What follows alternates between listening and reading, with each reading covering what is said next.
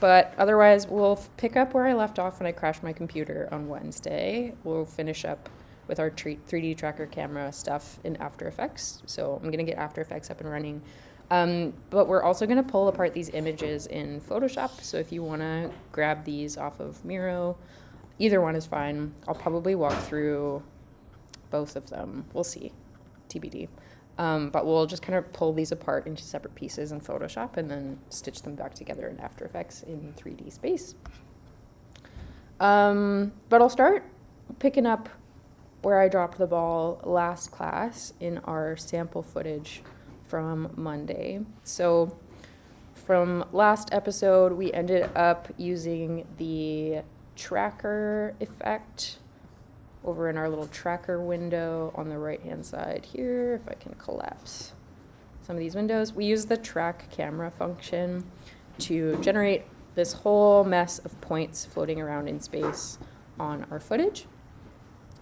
From there, we were able to grab those points from the 3D tracker camera tool, and over in the left-hand side, the left-hand window, we're able to click this Create Camera button. And what this does is it generates this floating 3D option or representation of a camera floating in space, which we were able to see by toggling into a slightly different view in our little preview. If we pop over to this window on the rightmost hand side where it says active camera, if we look in a top view and zoom out far enough, should be able to see our 3D tracker camera object living in space. And again, this is kind of a representation of where After Effects thinks the footage is shooting from in its interpretation of 3D space. And then if we zoom out super far, we might be able to see some of the points that it's referencing in our 3D camera tracker, but maybe not. So I'll switch back to an active camera view. Active camera. Zoom in on my footage. And I think where we left off, we were trying to connect some of these dots in our footage into something that we can latch onto, make a nice little surface we can start to apply some drawings to. So again, I'm going to kind of zoom in. I'll pick a point in my footage a little bit earlier on and zoom in on this building here. Is this the Chrysler Tower? What is this? Empire State Building. I'm a dumbass. I think you're right, Daniel. I think it's one of the two of them. Yeah. Let's go with that. Let's go with both. We'll say it's both. Schrodinger's Tower. So you can see when I start kind of hovering around, I get this little bullseye. And this bullseye is essentially kind of like a flat plane. It's After Effects' best guess on like what is a flat surface in between these points. So I'm just hovering right now. I'm not clicking on anything. And you can see it's starting to guess where a flat plane triangulated between some of these points might be. So if I'm interested in creating a flat plane on this mystery building over here, you can see I can start to get one that looks kind of right if I hover in between these 3 points it's generated. You can also start clicking on points if you start holding down Shift and selecting multiples. Eventually you can kind of get to a collection of points that creates what looks to you. Oh my god, no. Okay. I hit save before, so we're okay. Don't send. My computer is gonna struggle. Anyway, so we'll be able to get a nice flat plane out of our points in After Effects if my computer can handle it. The next step from here, if it ever loads for me, is taking that flat plane and turning it into another null object. So like we did with our motion tracking of our nice little skater guy last time, we can grab a null object that's kind of floating in space at that bullseye point. Oh my god. Okay. And from there, we'll be able to start to draw things and tack them into our scene in 3 dimensions, if it ever loads. But that's kind of the last step that we'll look at for this little tutorial. File, open recent, There we go. Okay, we're back, baby. So I'll twirl open to get to my 3D camera tracker points. Let's try again. Cross your fingers. Maybe I won't select multiple points. Maybe that's what's doing it. But once you have a little bullseye that you're happy with, you can right-click on that bullseye, and it'll give you some options to create a few different things. Again, I'm gonna do a null. I'm gonna make a null object that's just like an empty placeholder for this flat plane in space. We'll see if this crashes it. We're good. Okay, so you can see what this does is it makes a nice new little layer down in my composition, my track null number 1. And if I take a look at it, if I click on it, you can see that that object exists in 3D. It gives me a little gumball that I can start clicking and dragging around. And if I toggle backward and forward in time, it looks like it's kind of locked to that nice flat surface. So we've created a spot in 3D space from our flat 2D footage, which is kind of amazing magic trick. And we can start to push and pull it. Again, if I toggle over to like a top-down view, we can kind of get a better understanding of what's going on. So I'll just drag my window bigger, choose a little top view, and zoom out. So we've got our camera down at the bottom there, and then if I click on my track null, I might have to zoom out forever, but you can see it exists in 3D space. If this is like a plan view, it exists way off into the distance relative to my camera down at the bottom. So that's what's happening. It's making a point in 3D space. And from here, we can start to attach some stuff to it. So I'll go back to my active camera view, zoom in a little bit. And now I'm going to start making a, maybe I want to make a little text label for this one. If I figure out what the name of the building is called, I can label it.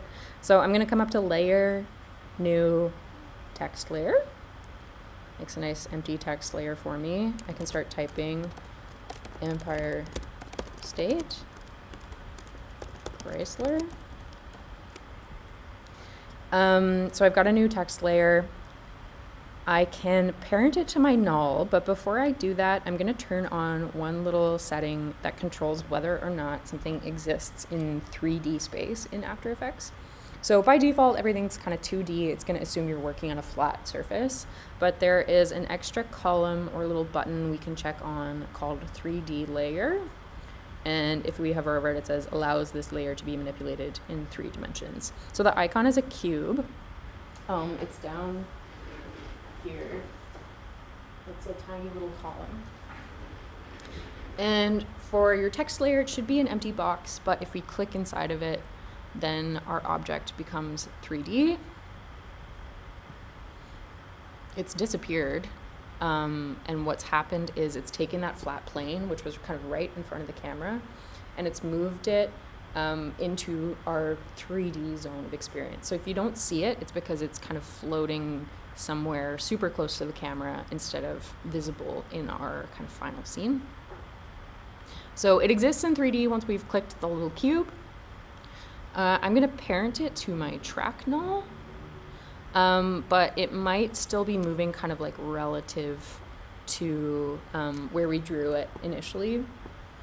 So if you can't find it, you might have to pop over into a plan or top view again and just kind of move it closer to where your track null exists. But for now, I'm just kind of able to zoom out until I see this kind of distorted little gumball of my text object.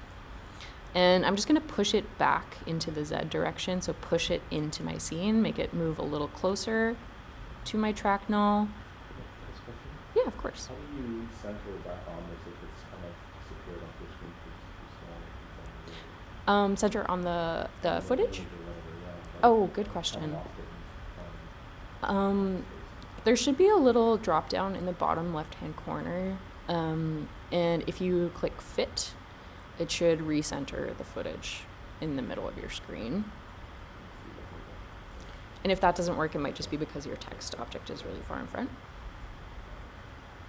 But now we've got our text, we've pushed it into the scene, and it's locked or parented to that null object, so it should move relative to that flat surface of the miscellaneous building.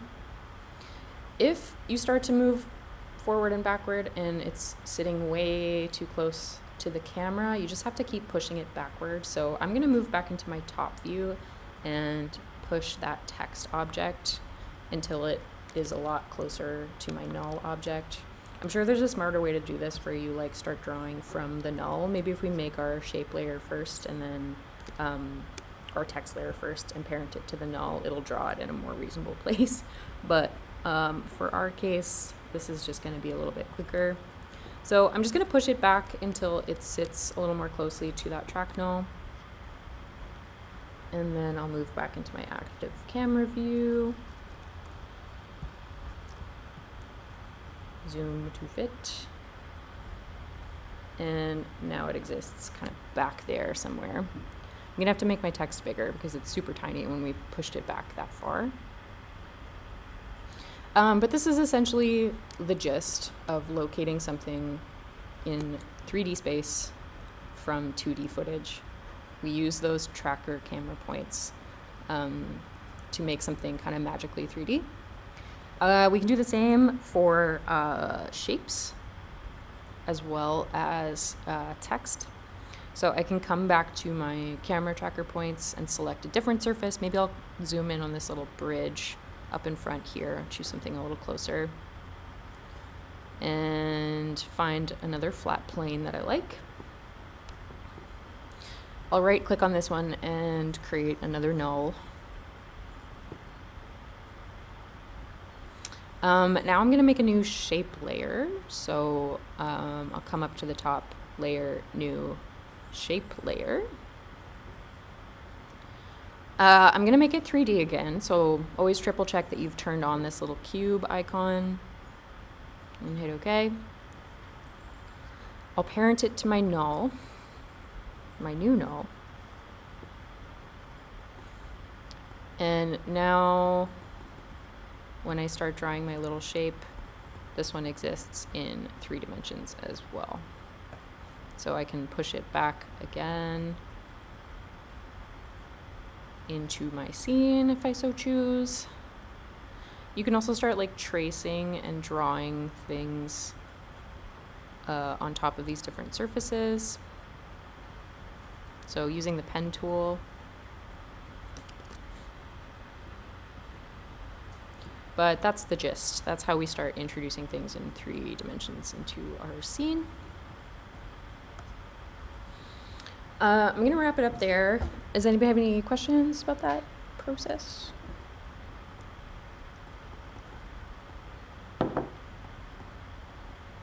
Okay, I'm going to close this cursed file. I'm going to get out of here, delete my footage. And we're going to pop into these cute little Studio Ghibli images for a little palette cleanser.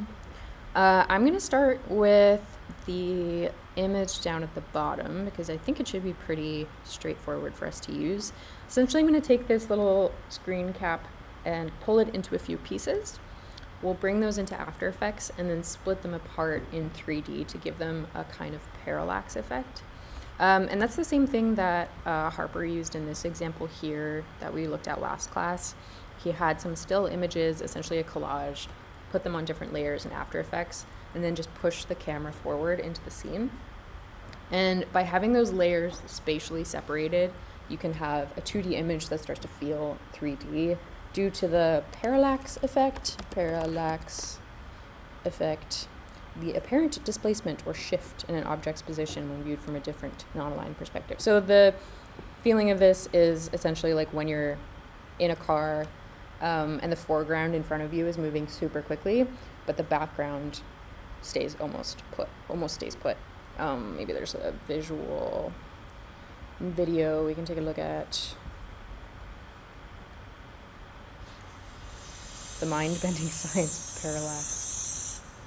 Okay, I see what's happening here. When you look out the right side of the train, the trees are speeding past you. Now look to the left. That wall seems to just crawl by in comparison. There's actually a name for this. It's called motion parallax. We won't go into that too much, but that's the idea. You can Google it. So by pulling things closer to the camera, they will move relatively faster than things further behind. And you can obviously construct pieces of an image on their own, like essentially collage them together like Harper has done here. Or you can do what we're going to do now and cheat a little bit and take an existing image, do some little tweaks and separation in Photoshop, and then put those layers back together in After Effects to create the same effect. So I'm going to start with this one. I'm going to download this Castle in the Sky image and open up Photoshop. And essentially what we're going to do is grab the foreground, the midground, and the background and pull them into separate pieces. So I'll just drag this into a new Photoshop file here. And there are three, this is a great image to use as a reference because there are three really distinct planes of reference that we can work with. We've got our foreground in the middle here, or sorry, the bottom. So these buildings right in the bottom of the image, those are going to move really quickly relative to our camera because they're quite close to us. This is a really good foreground. We've got our building on the hill, which is a nice midground, which will sit between the foreground and the background. And then this lovely, beautiful sky texture. So we can pull these three layers apart onto separate pieces in Photoshop and then stitch them back together in After Effects. So I'm going to, first things first, I'm just going to crop in my image a little bit because this ratio is a little tricky in After Effects. First things first, I'm going to grab this foreground and pull it onto a new layer. As always in Photoshop, there's a million ways to select things. My favorite is the quick selection tool. So by right-clicking on the magic wand, I'm going to grab the quick selection tool and use that to trace out these buildings sitting in the foreground here. If you hold Shift, you can kind of keep selecting different pieces. I find the quick selection tool to be really great. You can fine-tune it up top in the toolbar here. By changing the size, you can more or less change precision. There's also a whole bunch of other tools, like you can, in Photoshop, remove the background or select the subject. These are both incredible and getting better with AI functionality every day, so don't sleep on those. They might be really useful depending on your image. But once I've got this foreground stuff selected, I'm going to copy it and bring it onto a new layer. So I'll click on layer 1 and I'm going to hit Control or Command J.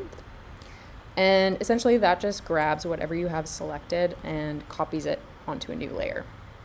It doesn't do anything to your base layer, it just leaves it as is. But now we've got our cute foreground buildings existing on their own. So we've got piece number 1. I'm going to right click and call this one foreground. We can go in and grab the midground as well. So I'll use the same quick selection tool to grab my midground. Doesn't have to be perfect. We'll make some tweaks to get rid of the stuff in front in a second. So I'll do the same thing. I'll make sure that I'm clicking on layer 1 and I'll hit Control or Command J. Now we've got our midground on its own layer. And then last step, I'll grab the background. So this nice sky texture. Same dilly, quick selection tool. If you accidentally grab a little bit too much, you can hit Alt to deselect from your selection.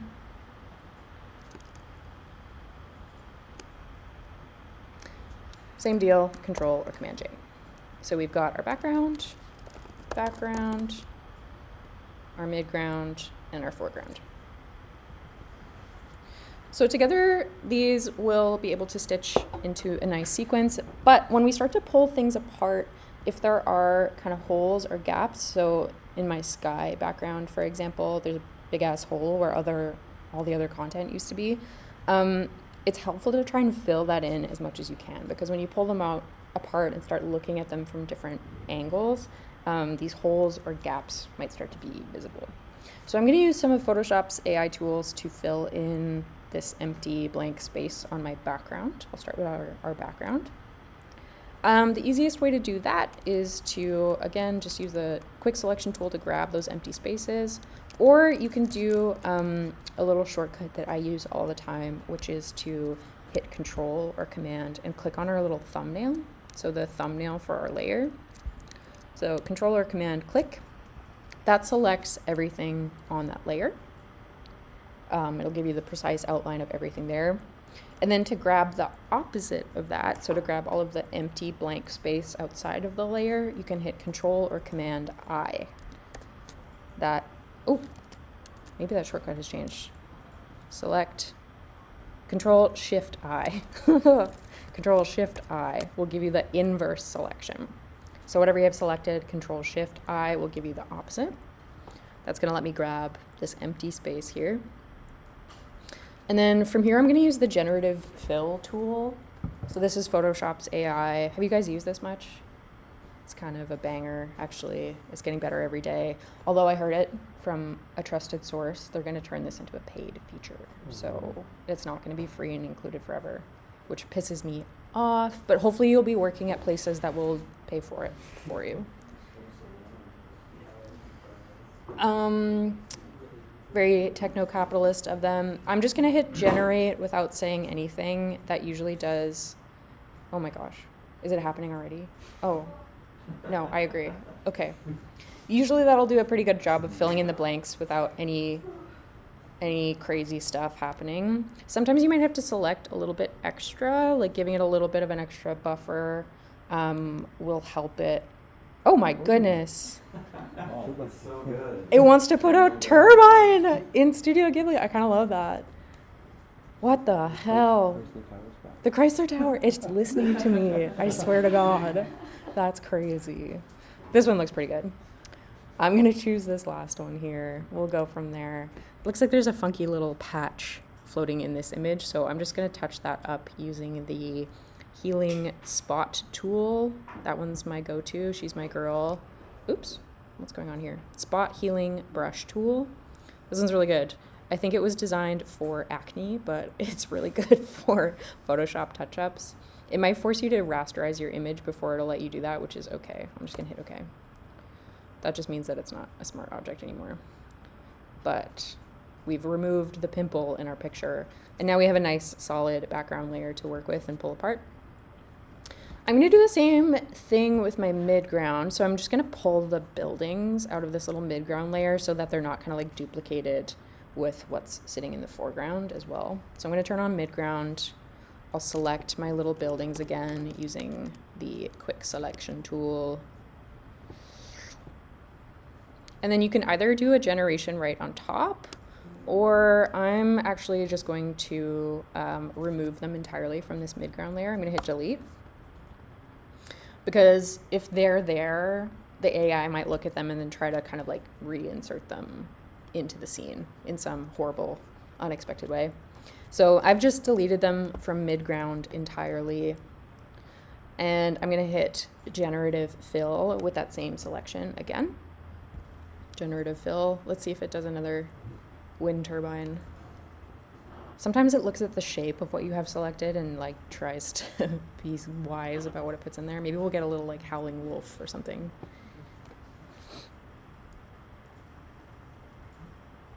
That's pretty good, pretty damn good.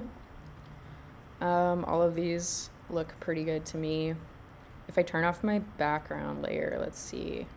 This one looks pretty great. Actually, all of them are great.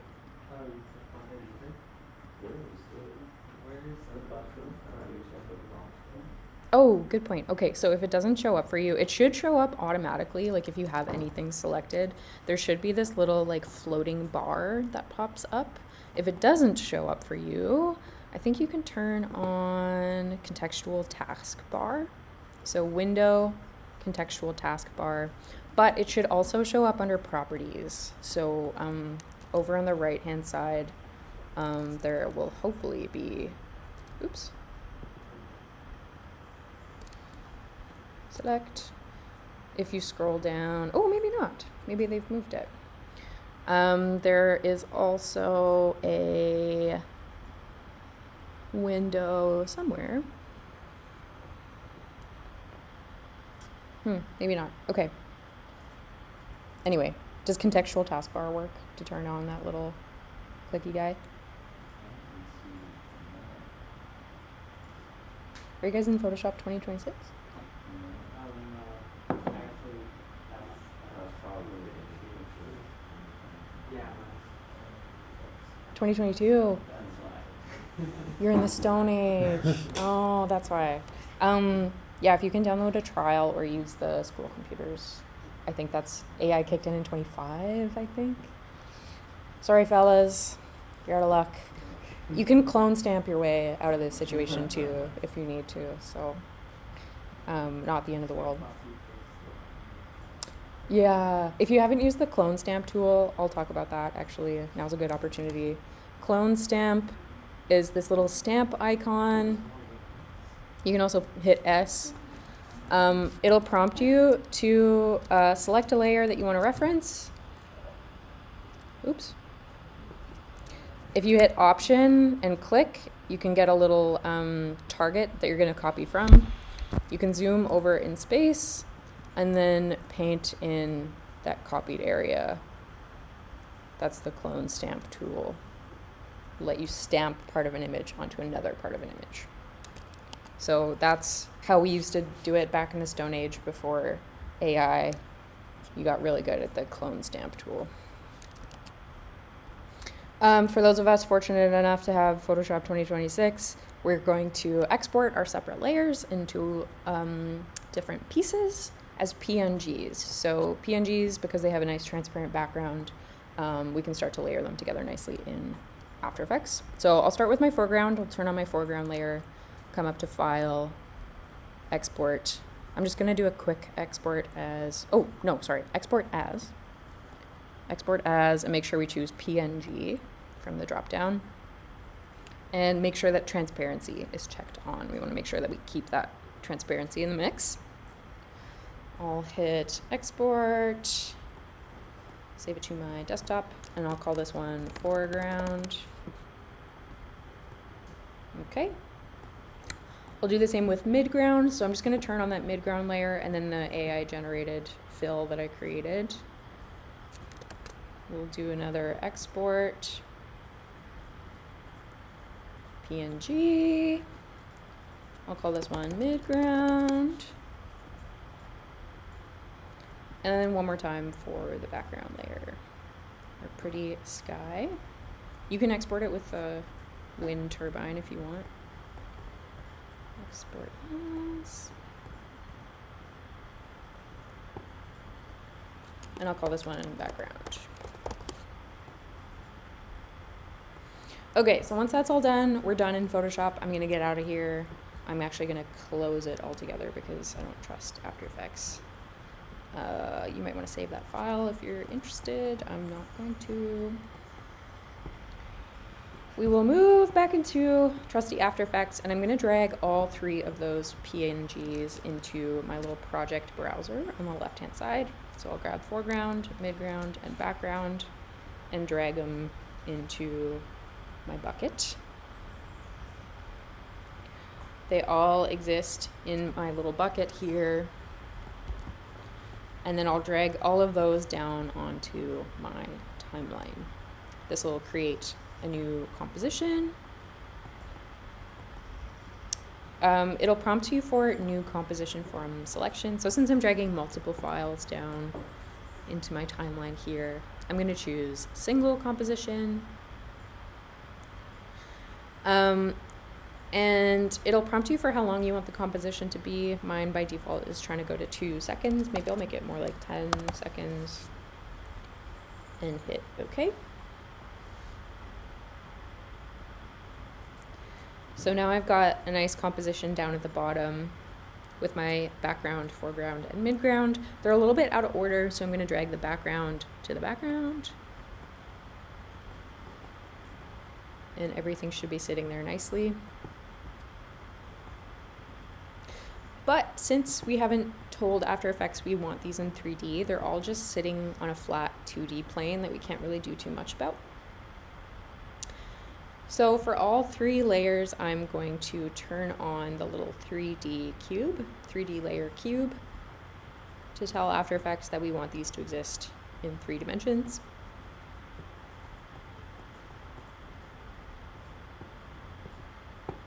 I'm going to open up a different perspective. So I'm going to get out of my active camera view from this little drop down. Actually, I'm going to switch from 1 view to 2 views. So if you keep going over to the right hand side, you can turn on kind of like a 2-up view, similar to Rhino. And then I'll take one of these windows and I'll switch it to a top view. So again, also like Rhino. And you can see when I click on my layers, they all exist just right at my little origin point here.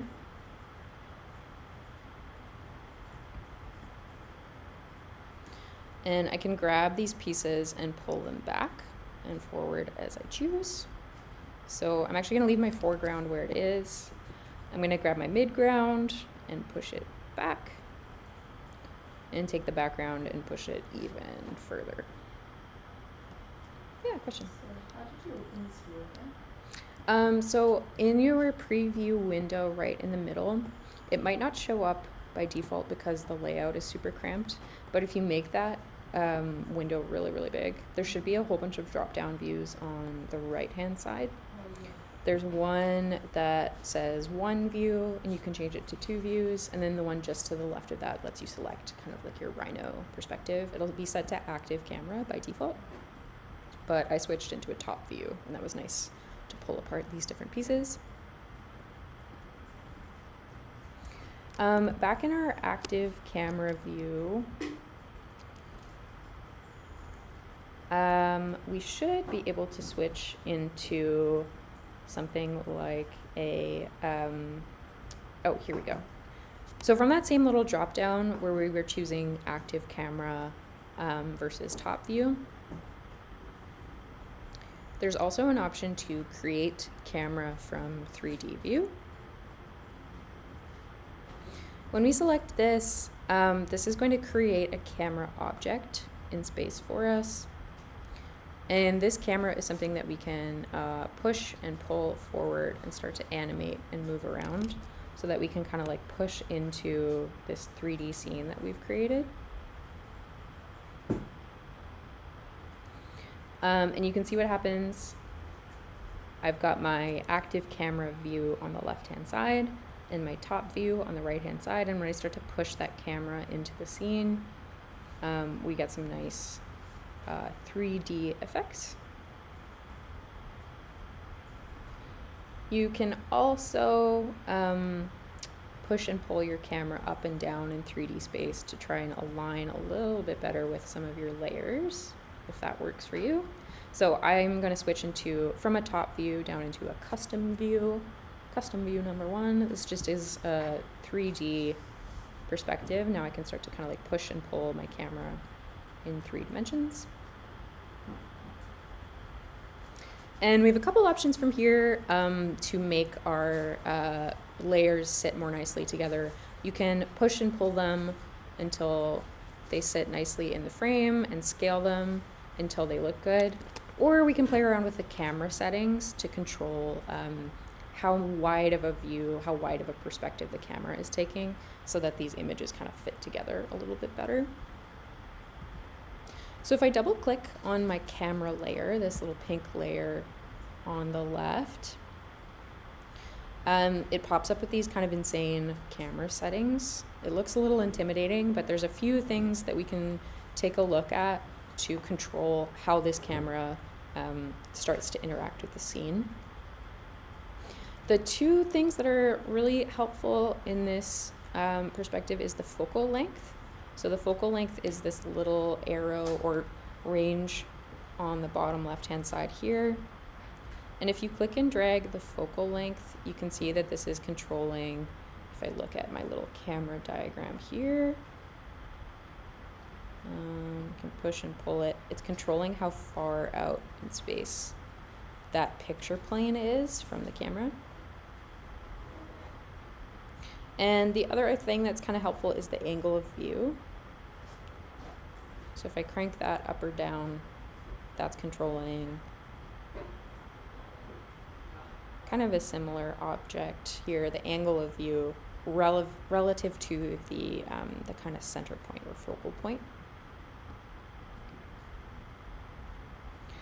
You can also play with the film size. I think that's just kind of the proportion of your camera aperture.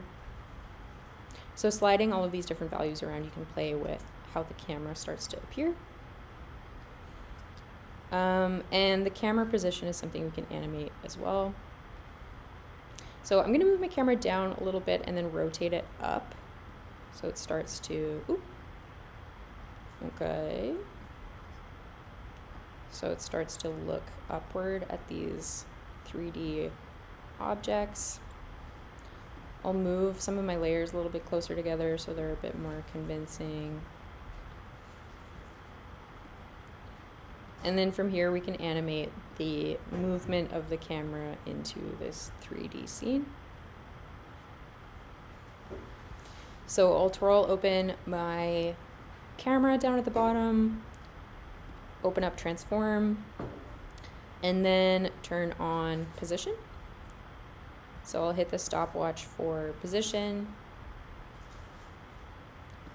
move forward, and then push forward my camera. So you just have to make sure, in my case, that the camera kind of extends far enough back in time. I'll move forward, push my camera forward, and now it's starting to zoom in nicely from these different pulled apart layers. So with a little bit more care and orientation of these layers, you can start to end up with kind of like a cool parallax effect. You can also push and pull the layers around in the background. So if I want these clouds to move, I can navigate to my background layer, turn on position, move forward, and push the clouds layer over to the right. And now it'll kind of animate those clouds moving in the background as well. So this is kind of a fun strategy for taking a still image, pulling it into its separate parts, and moving them around in 3D space in After Effects. Once you're happy with what you've got, you can come up to composition. And then we have a few options here to export this footage that we've generated. So this applies to anything that you create in After Effects. Oh my. Anytime you're ready to export your footage, you can come up to composition and then choose one of these two options here. Maybe I'll pause for a second, sorry, if anybody has any questions. Again, if you think you made 3D parallax, if you said there's a 3D cube somewhere, is that kind of Oh yeah, for sure. So we have to make sure that all of our layers have this 3D cube turned on in order to be able to push and pull them apart in 3D space. Otherwise it won't let us like grab them. And then to create our 3D camera, so in order to create like an actual camera object that we can push and pull around, you can do that a couple ways. You can come up to layer, new, and then camera. It'll make a camera object. Or an easier way, in my opinion, is to, from this little drop down where it's currently set to active camera, there's an option to create camera from 3D view. So this will just kind of like make a nice camera object set to whatever your viewport is. Good question. Any other questions?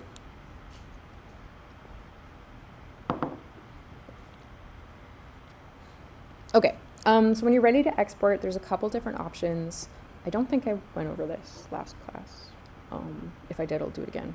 There's two ways to go. The default way that's cooked into After Effects is this Add to Render Queue button. So this doesn't leave After Effects, it stays inside of our workflow here, Add to Render Queue. That'll pop up a new tab down at the bottom. So in the place of where your timeline was, now there's a little tab that says Render Queue. This is where we can do kind of a basic export of our footage. It's gonna export, oh my